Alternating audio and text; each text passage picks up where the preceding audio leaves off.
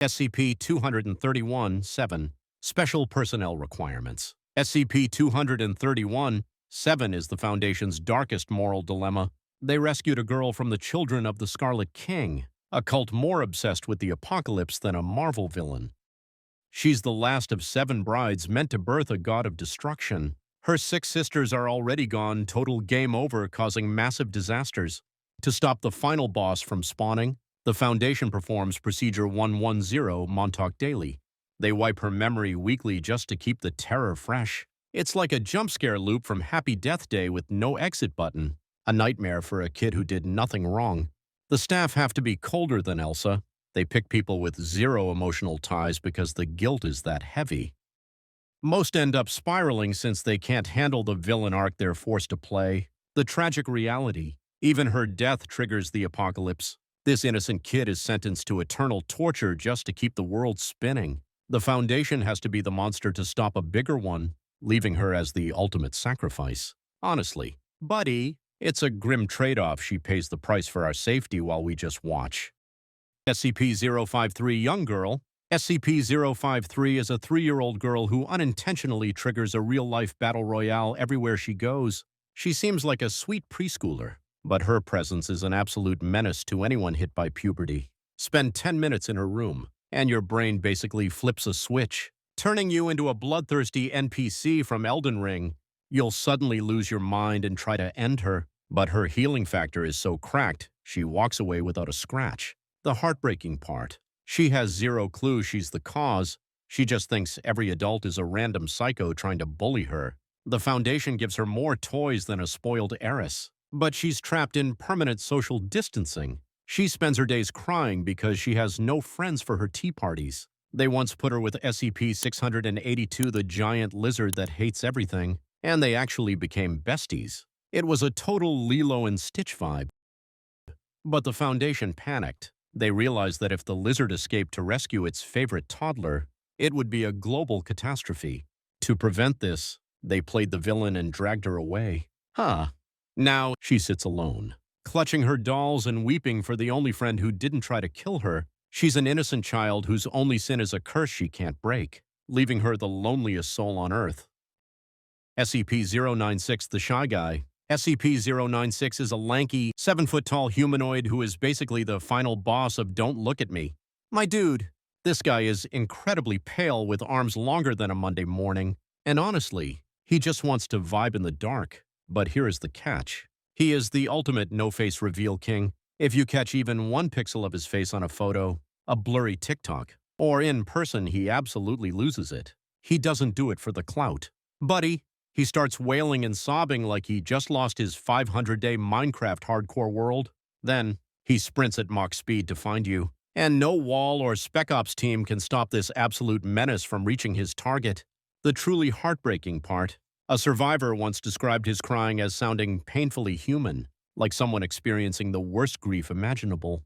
There's even a theory that he was once a regular person, especially since they found a crushed pacifier where he was first discovered. He isn't some edgy villain hunting for sport. He's a victim of his own cursed body. He kills because he is terrified and deeply ashamed of being seen, turning every accidental glance into a tragedy he never actually wanted to cause. Honestly, his social anxiety is so high it's actually lethal, making him one of the saddest souls in the entire Foundation. SCP-1762, Where the Dragons Went. SCP-1762 is a cardboard box labeled "Here Be Dragons" that holds a world of paper magic. This thing used to release hundreds of tiny origami dragons that would fly around and play like a wholesome Nintendo game. They even left cute notes thanking humans for being their best friends. But slowly, the vibe check in their fantasy world failed. The messages became sadder, describing a shrinking kingdom and wars destroying their paper reality. It's like watching your favorite childhood show get canceled on a cliffhanger. The real gut punch is how these creatures tried to protect us from their tragic ending. They sent final letters about their beautiful land burning into gray ash. Eventually, the box caught fire, and the label changed to a depressing "Here Were Dragons." Their last note simply asked if we would forget them before they vanished. It feels like the moment you realize you're too old for toys and your imaginary friends disappear forever. Honestly, my dude, this story is a total emotional wreck that makes you want to give a cardboard box a hug. SCP-1192 Timmy. SCP-1192 is a gray parrot that's convinced he's a 7-year-old boy named Timmy. This bird doesn't do pet stuff. He uses crayons to draw race cars and scribbles Timmy in messy handwriting. It's like a massive glitch where a kid's entire identity got swapped into a random animal. The real heartbreak moment is reading his notebooks. He's filled pages writing Mom over 100 times, asking, "Why am I a bird?" in shaky letters. The Foundation actually tracked down the real Timmy in Montana. He's just a normal kid living his best life. This means the bird is a duplicate soul with all the memories of home but no way back. Poor child. Poor Timmy spends his days clutching a stuffed animal, crying for a mom who doesn't even know he exists. He's stuck in a cage while his real self is out there being happy. He has to watch his own life continue from a distance, slowly losing the motor skills even to hold a crayon. He's not dangerous, he's just a homesick kid in a body that can't say I love you anymore. It's a permanent game over for his childhood, and there's no restart. SCP-682, the final boss with no quit button. SCP-682 is a massive, immortal reptile that basically functions as a final boss with an infinite health bar. This guy is the ultimate hater, treating every living thing like a toxic NPC in a lobby he didn't ask to join.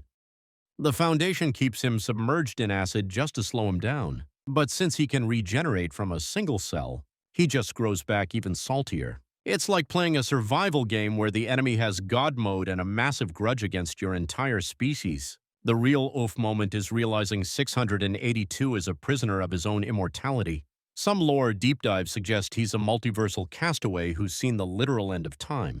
He's forced to endure agonizing acid baths daily because he simply cannot die, no matter how much the Foundation tries to delete him. He has no home, no squad, and zero positive memories, just pure, unfiltered spite to keep his engine running through the centuries.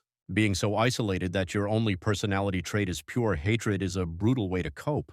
Honestly, buddy, living forever sounds like a cracked perk until you realize you're the only one left standing. He's cursed with being the strongest creature alive, which unfortunately makes him the loneliest soul in existence. It's a permanent 1v9 where the game never ends and there's no lobby to return to. SCP-105, Iris. SCP-105, or Iris Thompson, is a teenage girl who can reach into Polaroid photos to grab real objects. Her normal life ended when she used her camera to watch her boyfriend get brutally murdered in real time. The Foundation kept her alive because she acts as a living, breathing portal to any location she photographs. While most anomalies get locked away, the staff saw her as a biological master key for global surveillance. They realized she could bypass any security wall just by snapping a picture and reaching through the frame. This unique utility made her too valuable to lose, so they forced her to serve as a military asset. They told her family she was dead and forced her into a specialized team called Omega-7. She became a human remote control for high-stakes spying and stealing items from restricted, dangerous areas. Iris was never treated like a person. She was just a convenient way to interact with distant sites. Her talent turned her into a permanent employee of a job she never wanted and cannot quit. Iris even tried faking a loss of power just to get her old life and parents back. After a failed escape, the Foundation took her camera and locked her in a silent, gray room. Her youth was stolen by people who saw a gifted girl as nothing more than a piece of equipment. SCP-1976, a father's failed return. SCP-1976 is a glitchy humanoid that forces you to see your own injured dad. The real main character is Alan, a guy who lost his battle with cancer and couldn't handle the exit. He was spiraling at the thought of Jess and Liz navigating this chaotic world without his backup. Alan got so desperate he used experimental science on a corpse to house his consciousness after death. He wanted to catch their weddings and graduations, even if he had to become a supernatural anomaly to stay in the game. The experiment failed, leaving his soul trapped in a hollow shell that can't even talk. The Foundation found recordings where Alan admits he messed up trying to cheat death with such a creepy method. Since he couldn't actually return, he recorded tapes for every big life milestone he'd miss. Now, Jess and Liz are stuck with a weird anomaly and dusty tapes instead of a parent. Alan spent his final energy trying to bridge the gap back to life, but only created a monument to his absence. His legacy is just a pile of plastic, proving that even desperate fatherly love can't override the end. Honestly, buddy, This story is a wreck because it shows how grief drives a good man to do something truly haunting. SCP-5732, a final text before the end. Rory is a 20-year-old who purifies any water she touches. Sounds like a cool party trick, but it's a death sentence that wrecks her immune system and shuts down her organs. After a pool accident, the Foundation locked her in isolation with only distilled water, watching her health fade while the world moved on. To stay sane, Rory bonded with Dr. Miller over memes, James Franco movies, and VR animals. Their text logs are full of banter, but you can feel the heavy fear of her looming expiration date. Dr. Miller became her only link to a life she couldn't live. Rory used humor to mask the fact that she was dying just for existing. After one last virtual hangout, Rory passed away in her sleep. She left her ashes to Dr. Miller, the only person who treated her like a human, not a filtration system. It's a devastating story of a girl staying positive through a screen while her body gave up. Her life is a reminder of how fragile things are and how a few memes can be a lifeline in the dark. SCP-4999, the ultimate wingman for the final exit. SCP-4999 is a tall figure in a sharp suit with the most niche job ever. He only spawns in when someone is about to take their final breath, completely alone. We aren't talking about VIPs. He specifically finds the people society has ghosted, the homeless, lonely veterans, or those with zero family, when the world leaves them unread. SCP-4999 pulls up to ensure no one exits this life solo. He doesn't give a big speech or try to pull a miracle. Instead, he just sits quietly, offers a cigarette, and holds their hand. It's a low-key, human gesture for people who haven't felt a kind touch in years. Subjects usually react with a nod of pure relief, finally feeling like they matter. Once they pass, he vanishes, leaving only a lit cigarette as proof he was there, the most humane farewell imaginable. There's something weirdly comforting about a supernatural entity whose whole vibe is providing company to the unimportant crowd. It's a bittersweet reminder that even in your loneliest hour, someone might be watching over the vibe. Honestly, bro, this isn't a horror story. It's just a mysterious stranger making sure your last moment isn't a total drag. SCP-1342, to the makers of music. SCP-1342 is essentially a glitchy, knockoff Voyager 1 probe that pulled up to Earth looking like it barely survived a 1v5 clutch in Warzone. This thing was sent by the Gishons, an alien race who spent eons basically being our biggest fan.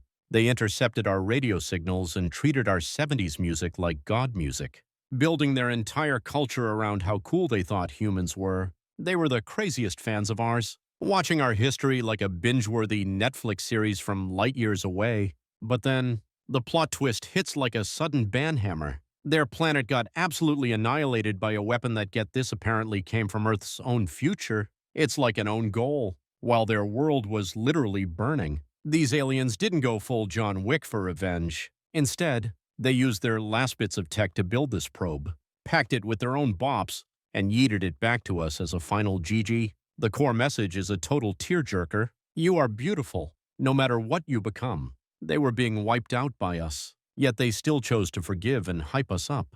It's like being ghosted by your crush and still sending them a good luck text. Suddenly, we were the villains in someone else's hero story without even knowing it.